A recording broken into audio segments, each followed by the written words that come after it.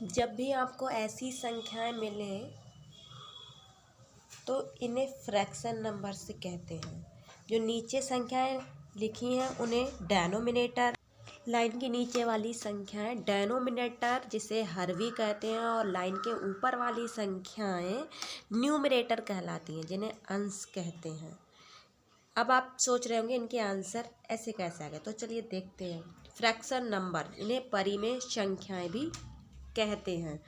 Add fraction, भिन्नों का जोड़, भिन्नों को जोड़ते कैसे हैं, ये फ्रैक्शन नंबर कहलाएगा जो इस तरह से लिखा हुआ। अब देखते हैं कि ऊपर वाले जो अंश हैं और नीचे हर सेम है। जब नीचे के हर डेनोमीटर सेम होते हैं तो उन्हें सेम ही लिख देते हैं।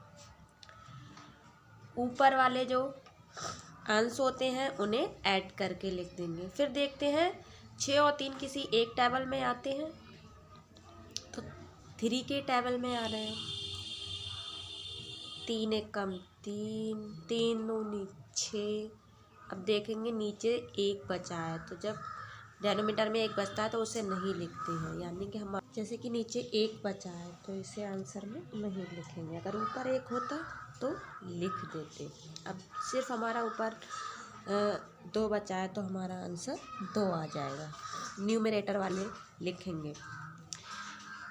नेक्स्ट देखते हैं बी वाला।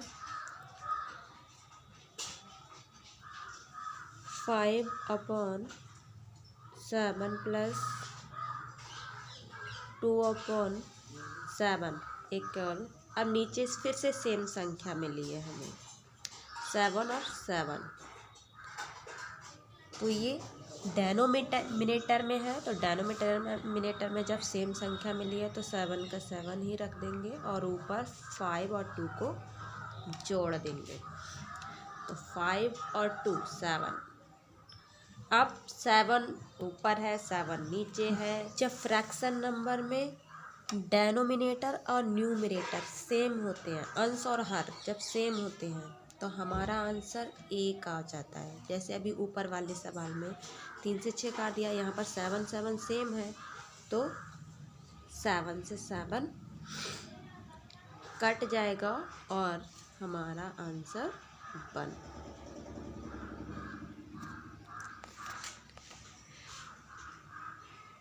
इसी तरह से हम नेक्स्ट सवाल पे जाएंगे। सी 6/12 प्लस 4/12 इक्वल, नीचे फिर से संख्याएं सेम है तो 12 का 12 रख देंगे, ऊपर 6 में 4 ऐड करके रख देंगे, मतलब 6 4 10 और 12 का 12। अब देखते हैं कि 10 और 12 दोनों किस टेबल में आएंगे। तो 2 के पहाड़े में तो आते ही हैं, 2 के पहाड़े में दोनों संख्याएं आ जाएंगी, 10 भी आ जाएगा और 12 भी आ जाएगा। तो देखेंगे कि 12 2 के पहाड़े में कहाँ, 10 और 12 2 के पहाड़े में 12 और 10 दोनों संख्याएं आ रही हैं। तो 12 कहाँ पे आ रहा है, 2 छंग 12, तो छंग के 6 लिख देंगे और 12 कट कर देंगे। 2 पंजे 10, 10 को कट कर देंगे। अब देखते हैं ऊपर 5 बचा हमारा और नीचे 6, मतलब 5/6 आंसर। न्यूमरेटर में 5 और डेनोमिनेटर में 6। ऐसे ही नेक्स्ट पे जाते हैं डी सवाल पर। डी क्वेश्चन हमारा ये क्या कहता है, 5/8 प्लस 2/8 इक्वल, यहाँ पर भी सेम नंबर्स दिए हुए हैं। 8 का 8, ऊपर 5 और 2 7।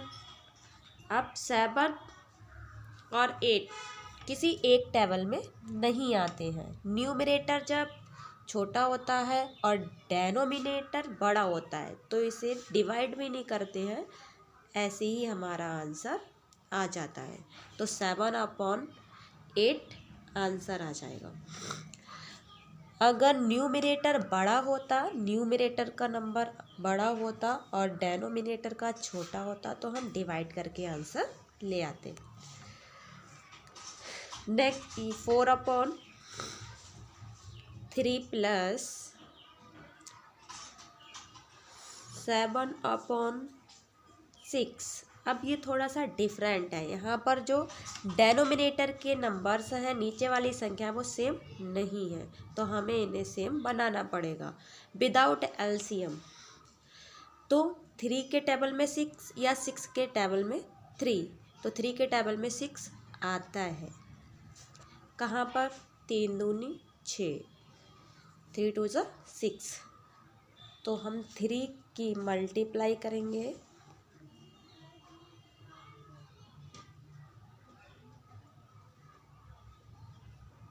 थोड़ी लाइन बड़ी करके 3 की मल्टीप्लाई 2 से। जब 3 की मल्टीप्लाई 2 से करेंगे तो 4 की भी मल्टीप्लाई 2 से करेंगे, वरना हमारा आंसर गलत आएगा। इसे यहाँ पर पहले सिंपल नंबर्स बना लेते हैं। 4 2 ज़ा 8, नीचे 3 2 ज़ा 6 प्लस जो राइट साइड के नंबर्स हैं 7/6, उसे हम सेम लिख लेंगे 7/6।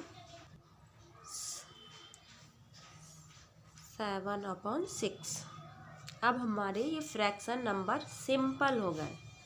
अब आसानी से ऐड कर सकते हैं। इक्वल नीचे सेम संख्या हो गई 6 6 6 का 6 आ जाएगा और 8 में 7 ऐड कर देंगे, तो 8 7 कितना हो जाएगा? 15। 15/6। अब 15 और 6 किस टेबल में आते हैं? गैस कीजिए। 3 के टेबल में दोनों संख्याएं आती हैं, 6 और 15। तो देखते हैं जो 3 का टेबल है उसमें जो 6 आते हैं वो कहाँ पर आते हैं। जैसे 3 के पहाड़े में 15 पंजे पे आते हैं, तो 3 पंजे 15 और 3 दूनी 6 कट। अब देखते हैं ऊपर जो 5 नंबर बचा है उसे लिख लेंगे और नहीं, इसका डायरेक्ट आंसर लिखते हैं, आगे बता देंगे कि इसका आंसर कैसे आया। जब 5 को 2 से डिवाइड करेंगे तो हमारा 2 से ही 1/2 आंसर आ जाएगा। आगे डिवाइड करके हम बता देंगे कि कैसे करते हैं। भाग देना तो आप सबको आता ही होगा। 2 से 5 की भाग देंगे तो आपका इतना ही आंसर जो नीचे रिमाइंडर में बचता है। जैसे यहाँ पर देखिए 2 से 5 को डिवाइड किया तो कितनी बार जाएगा? 2 दूनी 4।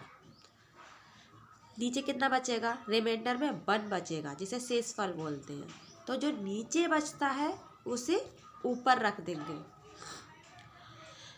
यहाँ पर, और जितनी बार मतलब पहाड़ा पड़ा वो हमारा यहाँ सेंटर में आ जाएगा, और जिससे डिवाइड किया वो नीचे आ जाएगा।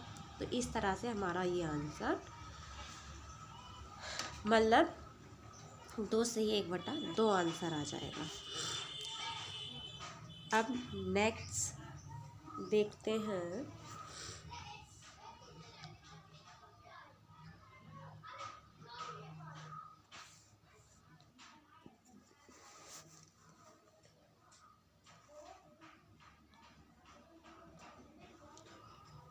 Next F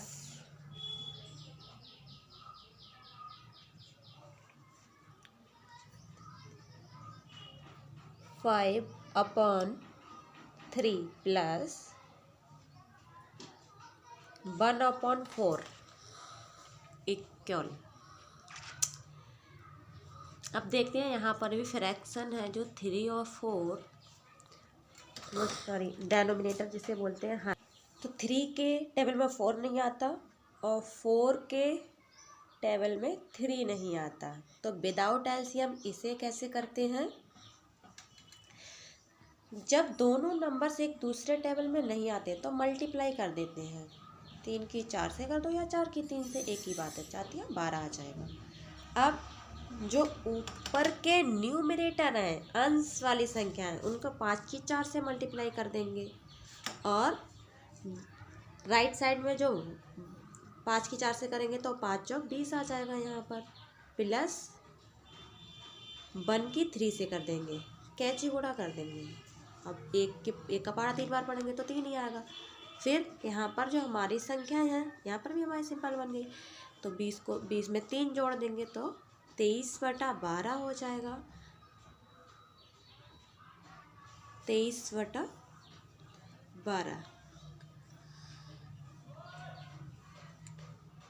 23/12। अब इसका आंसर जैसे अभी मैंने डिवाइड करके बताया था, ऐसे ही 12 से जब डिवाइड करेंगे 23 को, तो हमारा एक सही 9/12 आंसर आ जाएगा।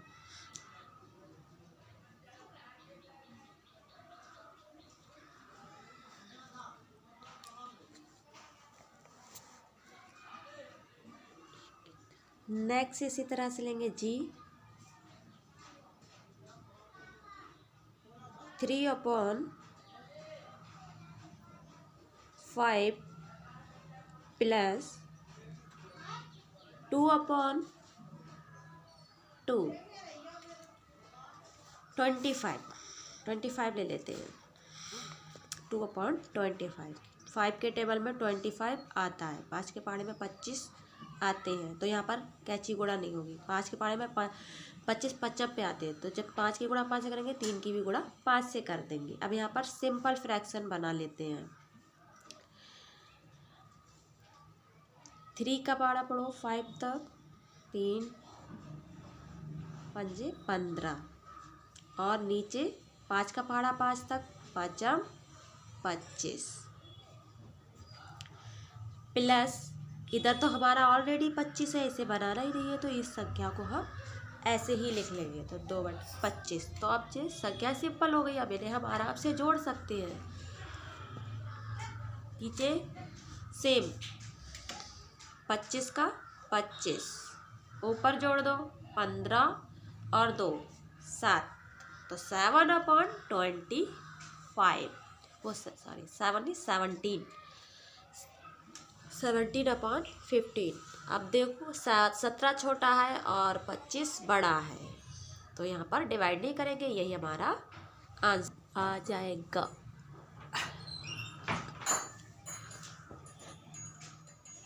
(17/25) आंसर्स।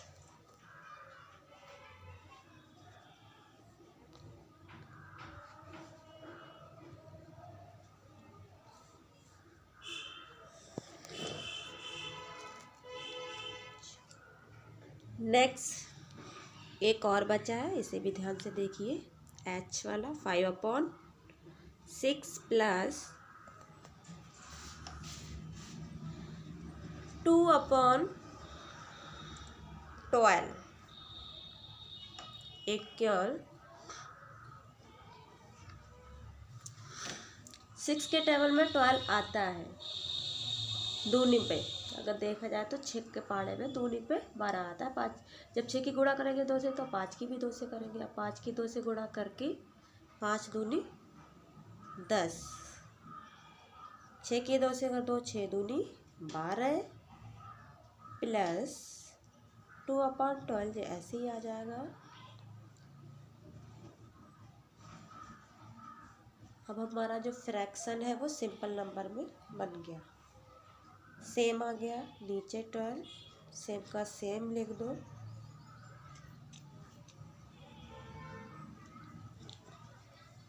बारह का 12 और ऊपर 10 और 2 12। फिर से सेम संख्याएं आ गई हमारी, न्यूमरेटर और डेनोमिनेटर दोनों सेम संख्याएं हैं, तो हमारा आंसर 1। हिंदी मीडियम और इंग्लिश मीडियम दोनों ही मीडियम के आराम से इसे सीख सकते हैं। अब ये सवाल आपके लिए, करके देखिए और इनके आंसर निकालिए। 3/5 प्लस 2/5 एक केवल इसका answer. Next V 4/6 plus 3/2। Next C 2/4 plus 5/7। जो अभी बताया बिल्कुल सेम है, ऐसे ही अपनी कॉपी पे लिख लीजिए और इन्हें करके देखिए। नेक्स्ट D वाला 5/4 प्लस 2/16। ये आपका होमवर्क है, करके देखिए, इनके आंसर निकाल।